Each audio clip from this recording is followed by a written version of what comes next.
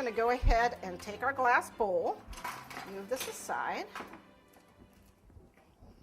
and we're going to use our old recipe of 2 parts water to 1 part gelatin. So I'm going to put 2 parts of water, which is, in my case, is going to be 2 tablespoons.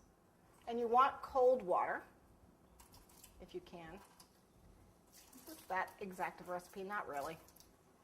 You know, if you accidentally use warm water, it's no big deal. Okay, so 2 tablespoons to 1 tablespoon of gelatin. Let me dry this off real quick so it doesn't stick to it too much. And I'm just going to sprinkle it in. I'm actually going to use a little less than 1 tablespoon.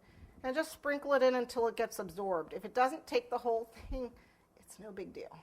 I'm going to remove any excess it doesn't take. I'm just going to kind of wiggle this around to get the water to cover it. There we go.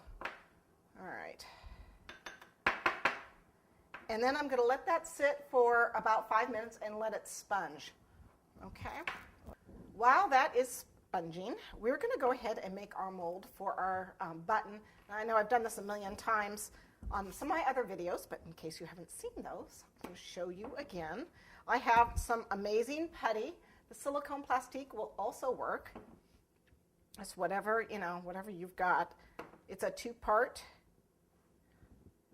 process. You equal amounts of both parts. This is food safe stuff, so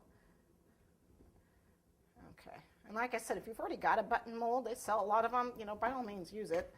Unless you find a button you just can't live without. This is just a button I got in the local fabric store. Equal parts. When I mix them together, I have about, well, not a long time. They say 5 minutes. The warmer it is, the less time you have. But you mix it together. Make sure you've got enough to cover your intended piece. Okay. So mix it together, then roll it, get it nice and smooth so you don't have any wrinkles in there. Okay. And then I'm going to take this and press it right in the center. And then mold it around just like so. Okay. And then I need to set that aside for about 15-20 minutes. And it'll be cured, and then I can use it. Okay. So we'll use that a little later on. Put that aside. And now we'll look at you can see that this is now spongy. Okay, so what I need to do is just pop this in the microwave for about 10 seconds.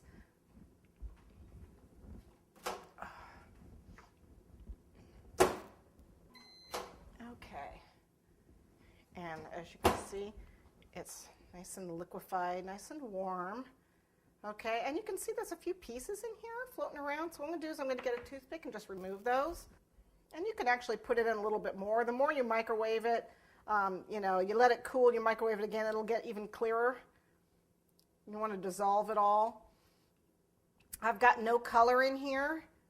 When I do a big shoe, it's such a thin coat, you can see that it's not yellow.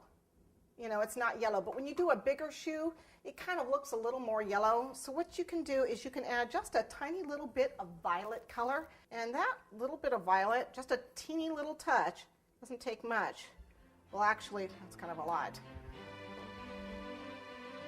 kind of a little too much. You don't want a lot in there because it'll actually turn it a little blue.